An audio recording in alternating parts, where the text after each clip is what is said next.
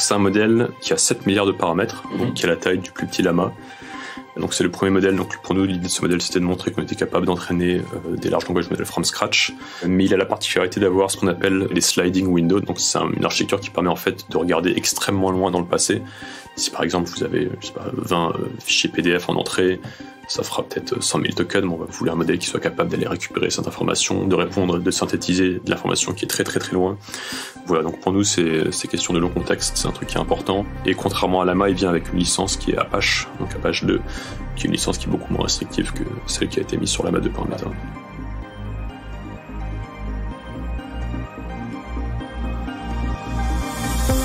Bonjour et bienvenue sur Data Driven 101, le podcast qui s'intéresse aux applications concrètes et variées de l'intelligence artificielle et de la data. Je suis Marc Sanselme, spécialiste en IA, et je reçois chaque semaine des professionnels pour nous partager leurs expériences et leurs visions sans filtre. Aujourd'hui, je reçois Guillaume Lample, Chief Scientist Officer de Mistral AI, auteur de Llama, le Large Language Model publié par Meta.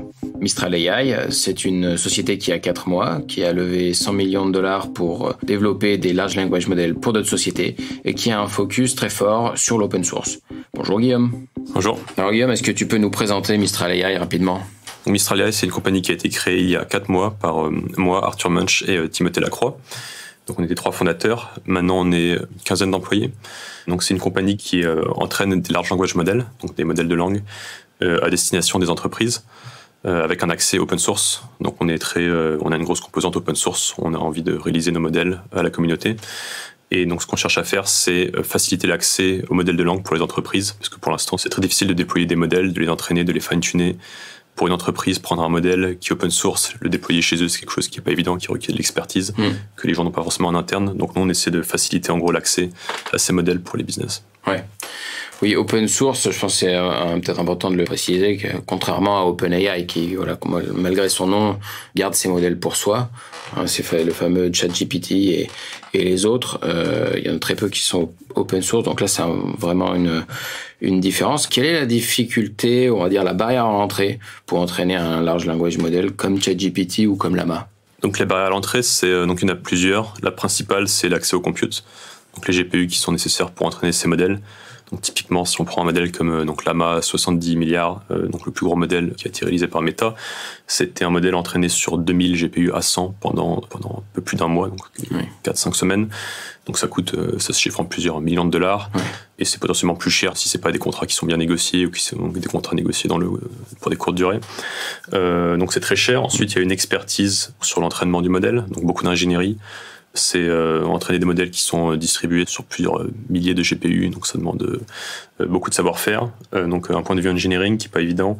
La création des données d'entraînement aussi, c'est délicat. Donc typiquement, processer les données de l'open web pour les utiliser, les nettoyer pour les donner au modèle, c'est quelque chose qui demande beaucoup d'efforts. Voilà. Donc c'est vraiment une grosse équipe et beaucoup de temps et beaucoup de puissance de calcul. D'accord. Tu disais... Un entraînement, c'est déjà un mois, 1000 GPU, donc ça se chiffre en millions d'euros. Pour arriver jusqu'à la release de Llama, combien vous avez fait d'entraînement dans les étapes de recherche, V1, V2, etc. C'est une bonne question, parce qu'en fait, les gens, effectivement, quand ils mettent en avant le prix d'entraînement de ces modèles, ils mettent que le prix de l'entraînement final. Ouais. Sauf qu'en amont, il y a effectivement toute une période de R&D. Donc typiquement, Llama, le premier Llama 70 milliards, il a été entraîné en janvier, donc ça a duré 5 semaines. De janvier à début février, mais le projet avait commencé en août, et donc entre le mois d'août et le mois de janvier, en fait, on a entraîné des modèles continuellement sur typiquement plus que 2000 GPU. Donc il y avait toute une période de recherche pour établir les meilleurs hyperparamètres d'entraînement, établir les meilleurs jeux de données, et donc ça a pris 4 mois sur à peu près autant de ressources.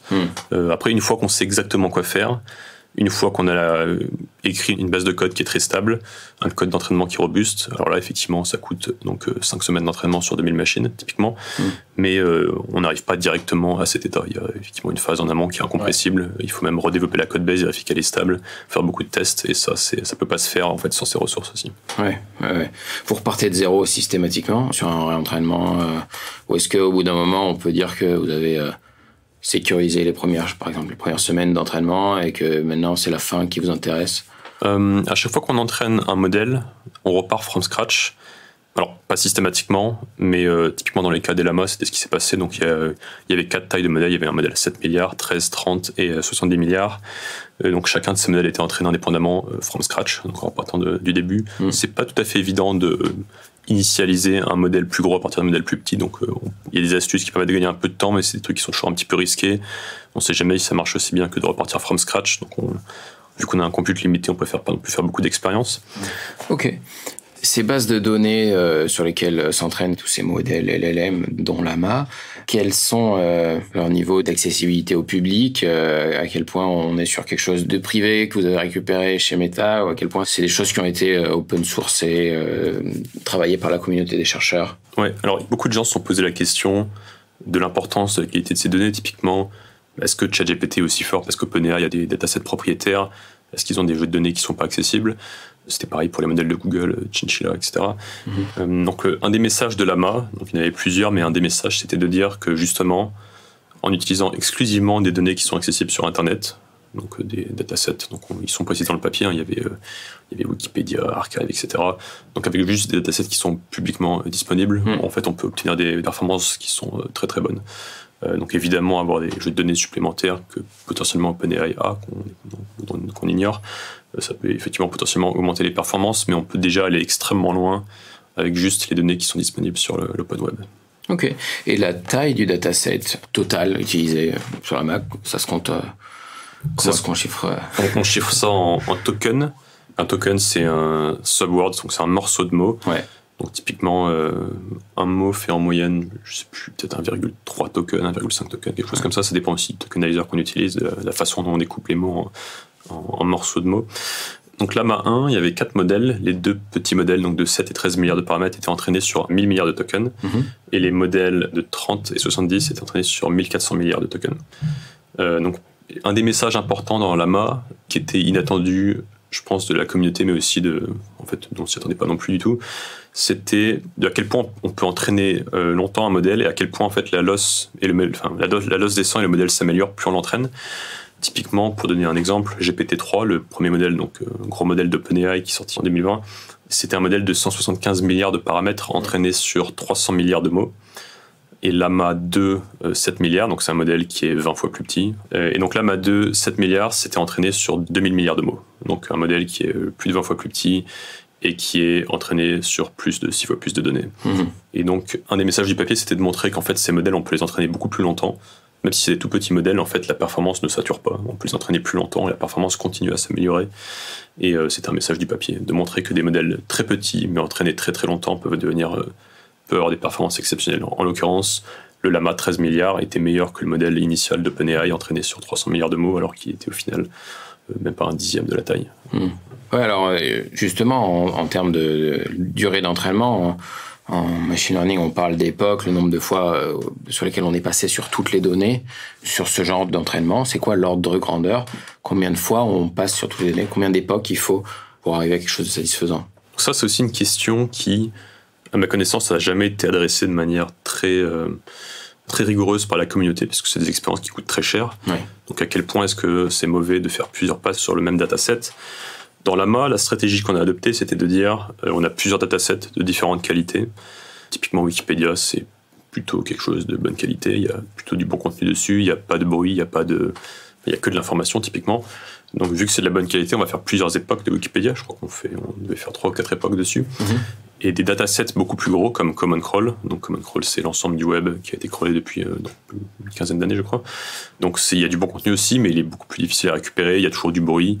Vous pouvez passer autant de temps que vous voulez sur votre pipeline de pré-processing, il y aura toujours du bruit dans le dataset que vous allez créer.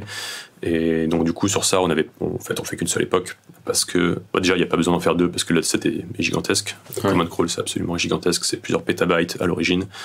Donc il n'y a aucune raison de faire 2 époques là-dessus, ça coûterait trop cher. Et voilà, donc en fait, on fait plusieurs époques sur les petits datasets de qualité et une seule sur les gros datasets. Ok. Une puissance aussi forte de calcul, il y a combien de sociétés qui y ont accès dans le monde? 2000 GPU, qui a accès à 2000 GPU? Alors, je ne sais pas exactement, mais il y a relativement peu d'entreprises. Donc, il y a typiquement les GAFA, donc Google, Facebook, OpenAI, Microsoft, probablement Amazon, Apple. Il y a plusieurs startups, donc il y a Anthropic typiquement, il y a une startup qui s'appelle Inflection qui a été créée il y a quelques années. Au final, je dirais qu'il doit y avoir, c'est dur à estimer, je pense grand maximum une quinzaine, potentiellement moins, principalement à cause du coût. Mais si demain je crée un compte sur AWS, GCP et que je demande 2000 GPU, je les aurai jamais. Alors ce serait pas du jour au lendemain non, parce qu'il y a effectivement beaucoup de demandes et qu'il y a des carnets de commandes qui sont assez énormes en ce moment parce que tout le monde veut avoir accès à ce matériel, à ces GPU. Mais sinon, a priori, c'est juste une question d'argent. Juste une question, ok. Et alors, justement, donc, passer par le cloud en général, ça rajoute un petit markup, on n'est pas sur les mêmes tarifs que quand on possède des serveurs GPU. Selon toi, vaut mieux les louer, vaut mieux les acheter? Alors nous, c'est une question qu'on s'est posée à Mistral. Pour commencer, on s'était dit que c'était beaucoup plus simple de les louer. Parce qu'il y a c'est quand même très compliqué de maintenir un serveur de GPU. C'est un métier, c'est une expertise qu'on n'a pas. On peut effectivement demander à des gens de le faire, mais ça rajoute en fait beaucoup de complexité. Les gains niveau coût sont pas non plus totalement évidents. Donc c'est plus risqué. Donc c'est peut-être quelque chose qu'on fera dans le futur. Mais en tout cas, clairement, c'est pas quelque chose qu'on a voulu faire pour commencer. À ma connaissance, OpenAI ne fait pas ça. Ils louent leur GPU avec ils utilisent Microsoft. La plupart de ces startups également utilisent des cloud providers. Donc on a aussi suivi cette direction qui était pour nous la plus safe. D'accord. Alors qu'est-ce qui s'est passé au moment de la sortie de Llama vis-à-vis des poids du modèle, de la fuite des poids? Est-ce que tu peux nous en parler, toi qui l'as vécu de l'intérieur?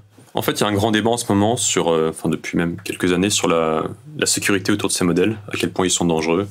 Est-ce qu'on peut faire quelque chose de grave avec ces modèles? Est-ce qu'on peut s'en servir pour créer des fake news?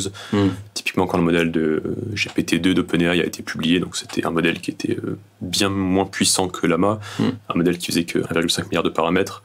Donc OpenAI avait choisi de ne pas open sourcer ce modèle pour des raisons de sécurité, en prétextant que les gens pourraient utiliser ce modèle avec des mauvaises intentions, créer des fake news, etc. Donc il y a toujours ce sujet de à quel point ces modèles sont potentiellement dangereux.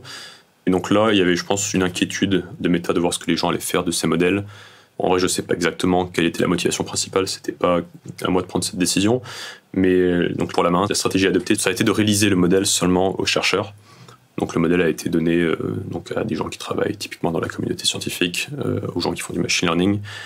Donc pour accéder au modèle, les gens devaient se connecter au site de Facebook, indiquer ce qu'ils font, leur profession, etc. Et ensuite, si effectivement c'était des chercheurs, ils avaient accès au modèle.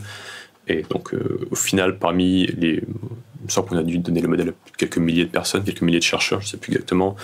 Et donc, il y a effectivement un chercheur qui a pris le modèle et qui l'a mis en lien, en téléchargement sur un torrent. Et à partir de là, le modèle a été distribué très rapidement et tout le monde a eu accès au modèle. Donc, c'est quelque chose qui a été repris par les médias de manière assez significative en parlant de leak. C'était pas vraiment une leak en soi dans le sens où le modèle n'a pas vraiment fuité. C'est pas comme si le modèle s'était échappé des serveurs internes de Facebook ou quoi que ce soit. C'est juste qu'on a donné le modèle à peut-être 10 000 personnes et il y a une personne qui l'a partagé avec tout le monde. Je dirais que c'est pas plus une fuite que quand quelqu'un qui a un compte Netflix télécharge un film Netflix et le met en torrent pour tout le monde. C'est pas plus une fuite que dans ces conditions. Donc cette fuite, en l'occurrence, ça a popularisé le modèle très rapidement. Donc le modèle était partout. Et donc ça a créé un engouement. Il y a eu énormément de gens qui ont créé des choses par-dessus ce modèle, qui ont créé des variations, qui l'ont fine-tuné, qui s'en sont servis pour créer des modèles qui répondent à des instructions, donc un peu comme ChatGPT. Il y a énormément d'efforts et de travaux qui ont été publiés rapidement autour de ça.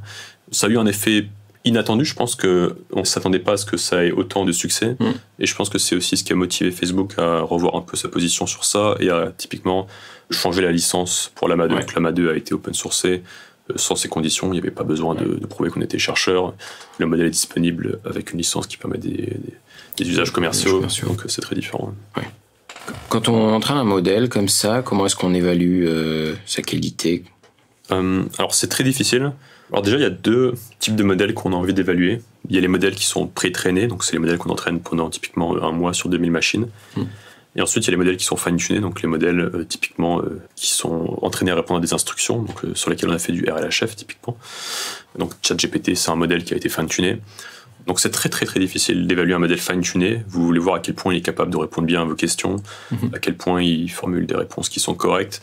Et créer des benchmarks d'évaluation par-dessus les modèles instruits, c'est en fait très délicat. Et de manière générale, vous êtes souvent obligé au final de regarder à la main, de demander à un humain de tester les modèles. Si vous avez deux modèles A et B, il faut prendre le modèle A, parler avec lui, poser les mêmes questions au modèle B ensuite et voir lequel répond mieux. Il n'y a aucune métrique qui remplace cette évaluation humaine. Donc vous pouvez ensuite avoir des modèles qui évaluent les modèles qui répondent à vos questions. Mais ça marche que si le modèle qui évalue est en fait beaucoup plus fort que les deux autres modèles. Donc si vous avez un modèle à 7 milliards, vous pouvez utiliser un modèle à 70 milliards pour évaluer les petits modèles. Mais votre plus gros modèle, si vous en avez deux, voilà, il n'y aura pas de modèle au-dessus pour juger lequel est plus fort. Donc ça, c'est très délicat. Pour les modèles pré-entraînés, il y a des benchmarks qui sont assez classiques, qui font parfois un peu polémique et sur lesquels les gens ne sont pas toujours d'accord, mais qui, de mon point de vue, marchent assez bien. Donc l'idée, c'est assez simple. Par exemple, il y a un dataset de maths, vous allez avoir 3000 questions de mathématiques, et vous prenez votre modèle, vous mettez la question en entrée, ensuite vous écrivez réponse, vous laissez le modèle générer la suite, et vous vérifiez si oui ou non il est capable de générer la bonne réponse. La bonne réponse fait partie du test set, donc vous pouvez voir à quel point le modèle est capable de la retrouver. Donc ça, c'est des métriques qui marchent assez bien, et l'avantage de ces métriques, qu'on appelle des métriques... En fait, les modèles sont évalués en ce qu'on appelle du zero shot, c'est-à-dire qu'on donne juste l'entrée au modèle, on lui demande de prédire la réponse. On n'a pas besoin de le réentraîner, c'est le modèle tel qu'il sort du pré-entraînement est capable de répondre à ces questions. Donc ça permet d'évaluer facilement les modèles, et voilà. Après, c'est des métriques qui font polémique parce qu'il n'y a pas un protocole très clair qui définit comment est-ce qu'on évalue ces modèles. Donc chacun fait un peu ça à sa façon. Donc typiquement, vous avez plusieurs façons de mettre la question en entrée du modèle. Vous pouvez simplement... Vous pouvez juste mettre la question, vous pouvez mettre question de point à la question, vous pouvez mettre un retour à la ligne avec le réponse de point. Enfin, vous pouvez faire un formatting autour des prompts que vous envoyez au modèle qui en fait font, mine de rien, une grosse différence sur les résultats. En fonction de la façon dont vous formatez vos questions, vous pouvez avoir une différence de peut-être 3-4%. Mais 3-4%, en fait, c'est beaucoup. C'est la différence sur certaines métriques entre un lama 13 et un lama 70 milliards. Donc voilà, ces métriques sont très très bruitées. Donc ça rend l'évaluation compliquée. Donc pour évaluer deux modèles de manière fiable, il faut utiliser la même pipeline d'évaluation. Donc il y a plusieurs pipelines d'évaluation qui sont publiques, qui sont open source, que les gens utilisent. Mais même ces pipelines sont parfois pas tout à fait correctes. Parfois il y a des bugs. Typiquement quand Llama est sorti, les gens ont évalué Llama avec une des pipelines qui était open source, un des codes qui était publiquement disponible. Et il y avait un bug dans l'évaluation. Et les gens ont mis 2 semaines à résoudre ce bug. Et pendant les 2 premières semaines qui ont suivi la sortie de Llama, les performances du modèle reportées par les gens étaient entre 5 et 10 points en dessous de ce que nous on avait en interne. Et voilà, il a fallu du temps pour que les gens réalisent qu'en fait non, il y avait un problème avec leur évaluation.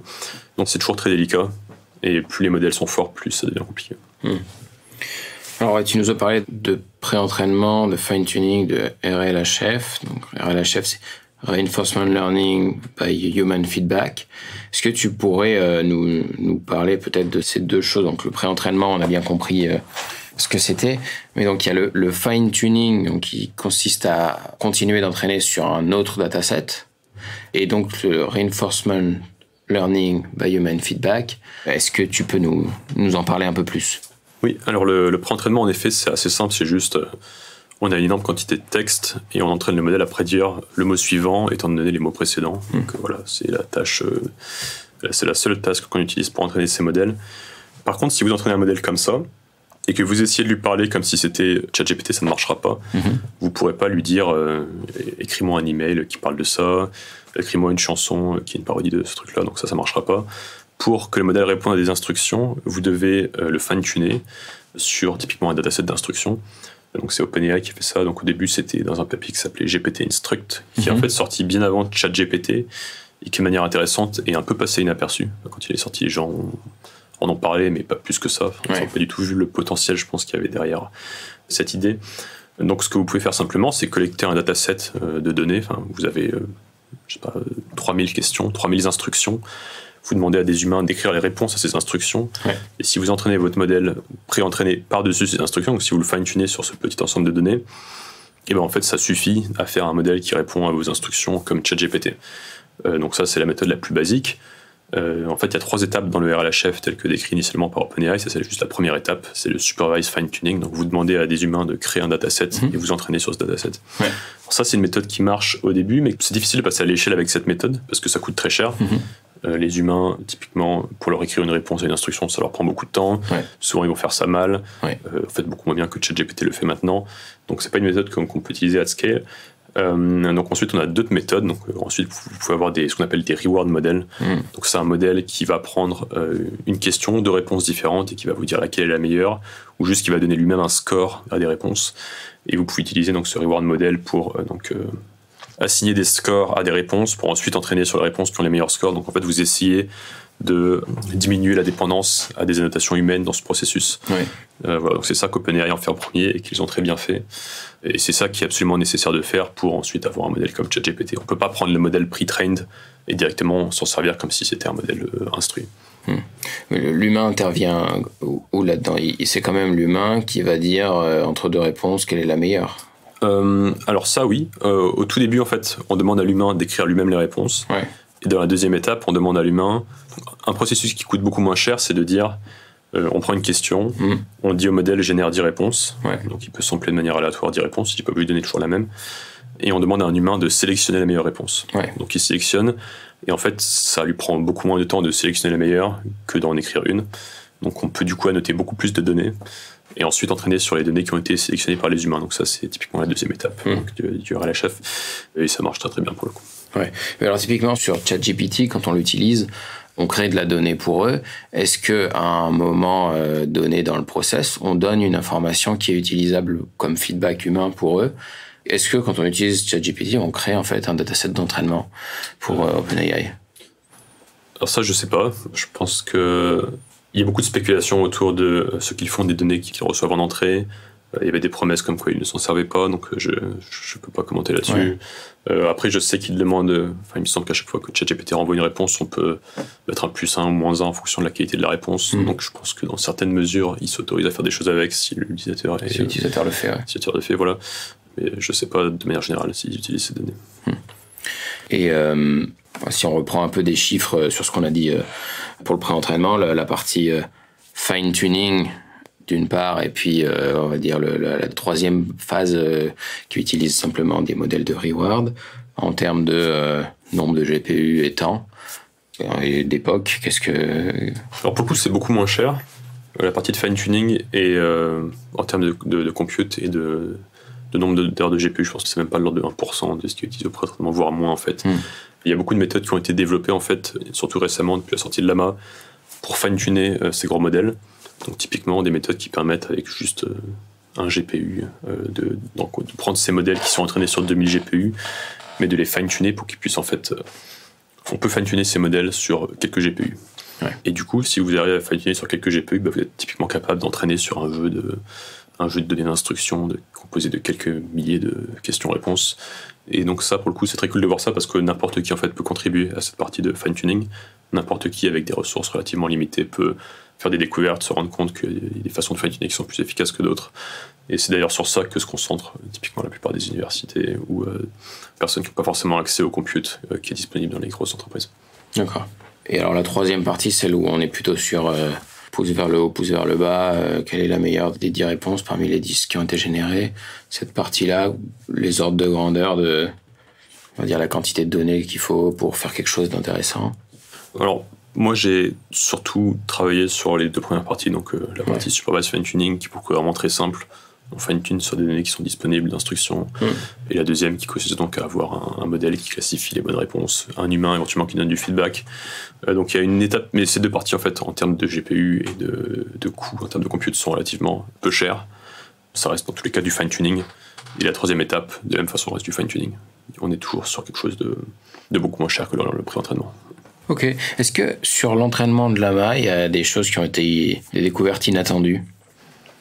Je pense que ce qui était inattendu pour nous, c'est le fait que le modèle continue de s'améliorer après autant de tokens. En fait, il y a un papier qui a été publié par DeepMind il y a 2 ans, il me semble, qui s'appelle... donc c'était le papier de Chinchilla, donc un modèle de DeepMind, un modèle à 70 milliards de paramètres qui était state of the art quand il est sorti. Et typiquement, ce papier montrait que les modèles précédents en fait étaient sous-entraînés, dans le sens où ils avaient beaucoup plus de paramètres comparé au nombre de tokens qui ont été utilisés pour leur entraînement. Et donc Chinchilla répondait à une question intéressante qui était, supposons que vous ayez 1000 GPU pendant 1 mois, donc ça c'est votre budget de compute, et que votre objectif c'est d'avoir le meilleur modèle possible sur des benchmarks à la fin du mois. Quelle est la taille de modèle que vous devez choisir? Donc, est-ce qu'il vaut mieux prendre un modèle de 30 milliards de paramètres et l'entraîner sur tant de tokens, ou alors un modèle 2 fois plus gros sur 2 fois moins de tokens, etc. Donc il y a plusieurs solutions, et donc Chinchilla répondait à cette question. Il disait, avec ce compute donné, il faut entraîner sur cette taille de modèle, sur ce nombre de tokens. Mais du coup, ça a induit beaucoup de personnes en erreur. Et maintenant, on parle même de chinchilla trap, parce que les gens pensaient que ça donnait le nombre de tokens idéal pour un modèle, en termes d'entraînement. Donc si on a un modèle de cette taille, il faut l'entraîner sur ce nombre de tokens. Mais en pratique, si vous pouvez toujours continuer à entraîner et le modèle continuera à s'améliorer, certes, vous auriez pu prendre un modèle plus grand si vous avez plus de compute et l'entraîner sur moins de tokens et le modèle aurait été encore plus fort, mais ça n'empêche pas que le modèle plus petit entraîné beaucoup plus longtemps, en fait, continue toujours de s'améliorer. Et en fait, le papier de base fait un peu fi du coût d'inférence. Typiquement, si en fait, ça tient compte du coût d'entraînement, mais en fait, votre modèle, à la fin, il est en production et donc il va être déployé, ça va coûter cher de le déployer. Et peut-être qu'il vaut mieux passer plus de temps à entraîner votre modèle petit plus longtemps pour qu'il soit meilleur, pour qu'ensuite le modèle que vous mettez en production soit beaucoup moins cher et tourne beaucoup plus vite. Voilà, donc du coup, ce qu'on montrait dans Llama, c'est qu'en fait, on peut traîner bien au-delà, entraîner bien plus que ce qui est proposé par les lois du papier de Chinchilla, et que le modèle continue à s'améliorer, et qu'en fait, il n'y a pas encore de saturation. Même à 2000 milliards de tokens, le modèle de Llama à 7 milliards, en fait, il continue à s'améliorer. Voilà. Donc ça, c'était la surprise pour nous. Je pense que c'était la plus grosse surprise. Oui. D'accord, ouais. Est-ce que tu as des tips que tu peux nous partager, toi qui es vraiment dans les large language models, à la fois pour les utiliser tels quels ou bien pour les fine-tuner? C'est assez sensible, ce genre d'outils. Qu'est-ce que tu peux nous dire? L'avantage du fine-tuning, c'est que c'est des expériences qui sont relativement rapides. Généralement, quand vous fine-tunez, vous avez fine-tuné sur des datasets d'entraînement qui ne sont pas très gros, des datasets de fine-tuning qui sont juste composés de quelques milliers, voire dizaines de milliers d'exemples. Donc c'est assez rapide de faire des expériences et de tester différents sets d'hyperparamètres. Nous, ce qu'on avait observé à l'époque, c'était que quand vous fine-tunez un modèle, il faut toujours avoir des learning rates qui sont très petits, donc beaucoup plus petits que ce qui est utilisé à l'entraînement. Avoir du dropout, ça aide. C'est quelque chose que les gens utilisaient avant, que depuis le LLM on n'utilise plus trop, mais en fait ça marche toujours en fine-tuning.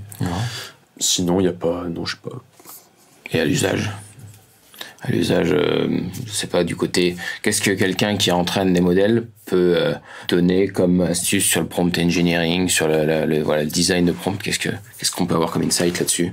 Alors pour le design de prompt, il y a énormément de performances qu'on peut gagner en passant beaucoup de temps à, pour le coup, jouer avec les prompts qu'on envoie au modèle. Donc typiquement, ce qui était intéressant, c'est un papier qui avait montré que si vous posez par exemple une question à un modèle, un problème de maths compliqué, généralement il a tendance à essayer de répondre tout de suite et il a faux. Alors que si vous promptez le modèle par let's think step by step, donc raisonnons par étape, et ben en fait si vous mettez ça au modèle, vous commencez la génération du modèle à sa place. Et ben si vous faites ça, en fait, le modèle va générer toutes les étapes intermédiaires de raisonnement, et en fait, il s'avère que la performance augmente de manière très très significative. Et en fait, c'est assez intuitif, je pense. C'est comme si vous demandiez à un humain de multiplier deux nombres à 4 chiffres de tête. Bon, bah, s'il doit directement générer la solution, il va sûrement se tromper. Alors que si on lui demande de résoudre étape par étape, bon, bah, il va écrire toutes les étapes intermédiaires, et à la fin, il va être capable, c'est pas très compliqué, il va avoir la bonne réponse. Et c'est un peu similaire pour un modèle, il faut l'entraîner à expliquer les étapes intermédiaires. Et en fait, quelle que soit la task, il y a toujours des petites astuces qui permettent d'augmenter la performance. Une autre astuce, par exemple, c'est donc ces modèles comme ChatGPT, même Llama. Donc Llama, c'est entraîné à plus de 99% sur de l'anglais. Donc même s'il sait parler français, il est quand même beaucoup moins bon en français qu'en anglais. On s'en rend pas forcément compte parce qu'effectivement, il parle français, mais en fait, sur des benchmarks anglais qui sont traduits en français, bah, il est peut-être 20 points en dessous.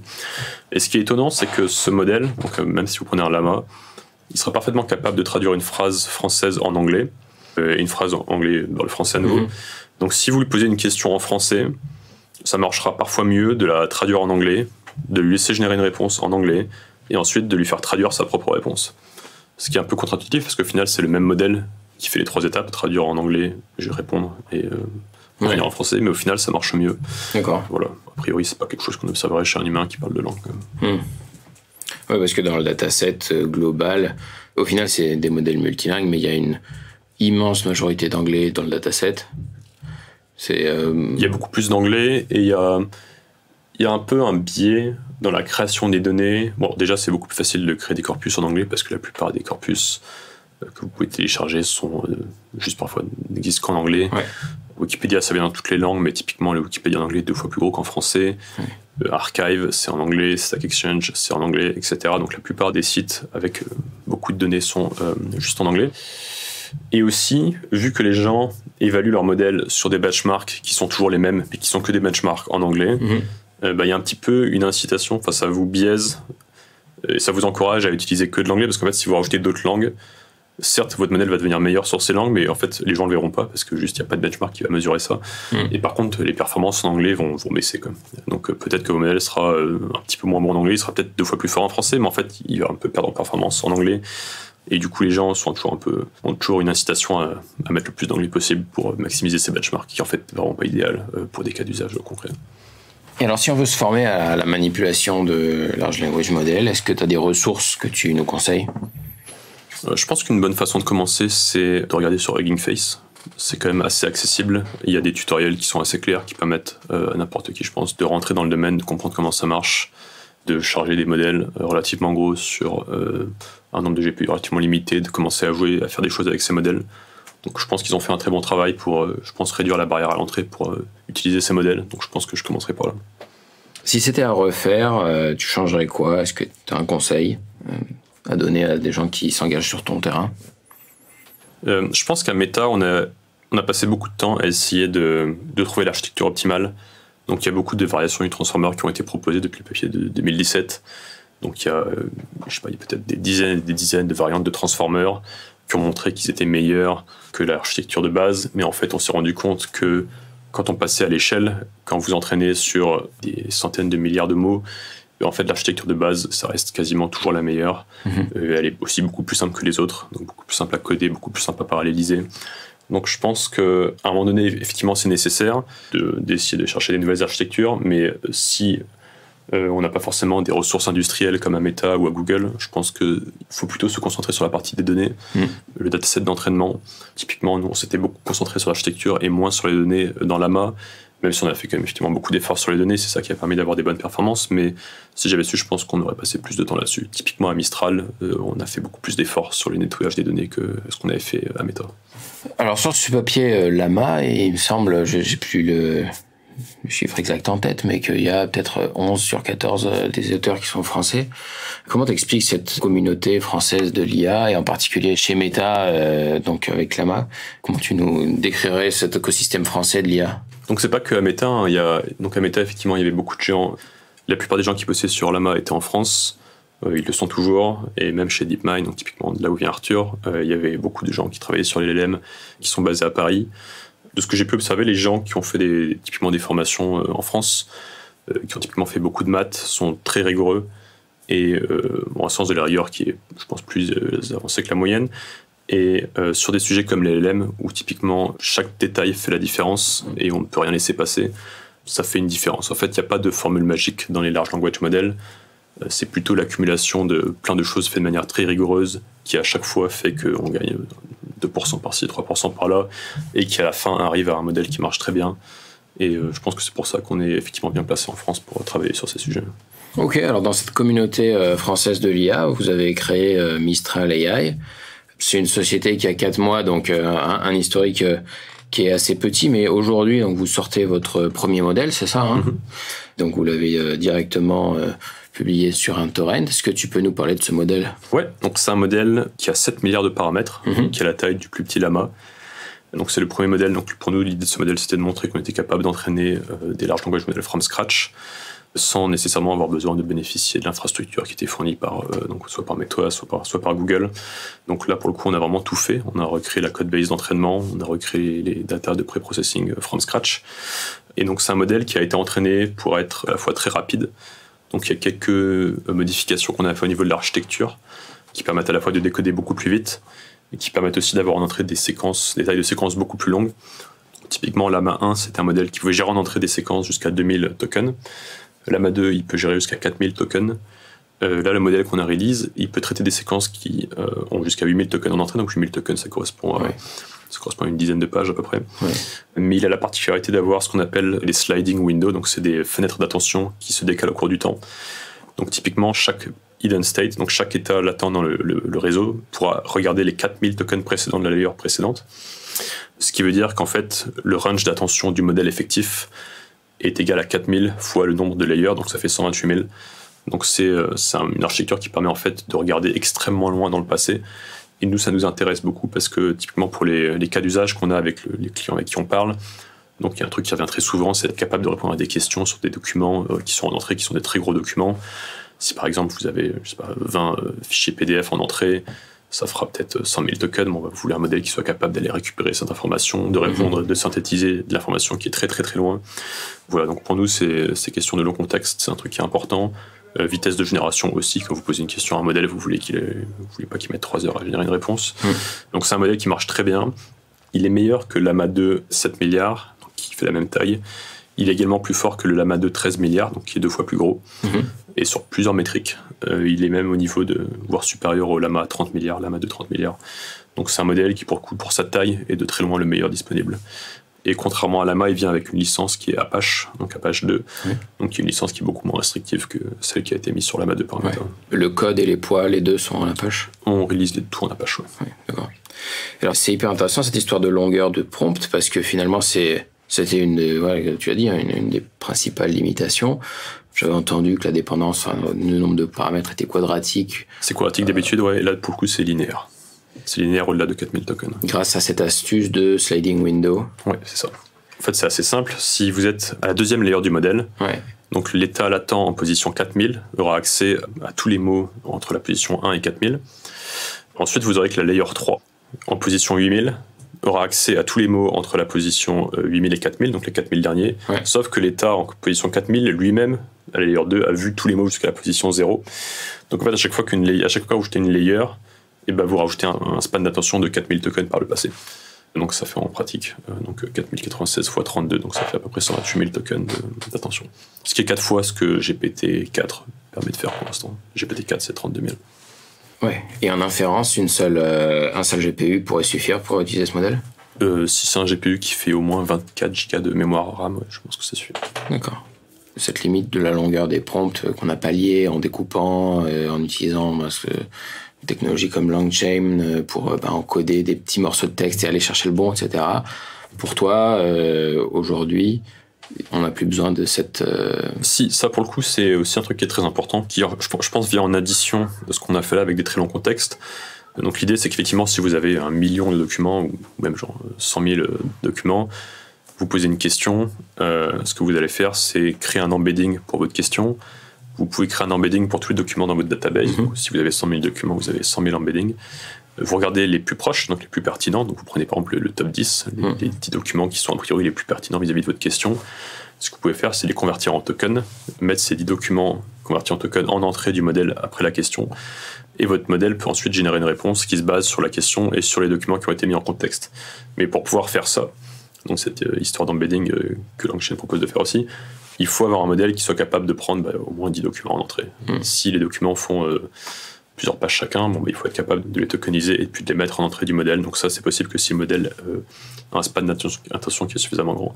Après, vous pouvez effectivement faire des chunks qui sont plus petits, mais à un moment donné, on a quand même envie d'avoir des paragraphes qui ne sont pas minuscules, parce que sinon, le modèle n'aura pas cette information pour répondre aux questions qu'on lui pose. Bien sûr. C'est quoi la suite pour Mistral AI et pour vos travaux sur les LLM? Donc on va continuer à open sourcer d'autres modèles. On compte le faire de manière assez fréquente. Donc ça, c'était juste le premier d'une longue série. Et voilà. Et bon courage. Merci Guillaume. Merci. Vous venez d'entendre Guillaume Lampe, Chief Scientist Officer chez Mistral AI sur Data Driven 101. Merci d'avoir écouté.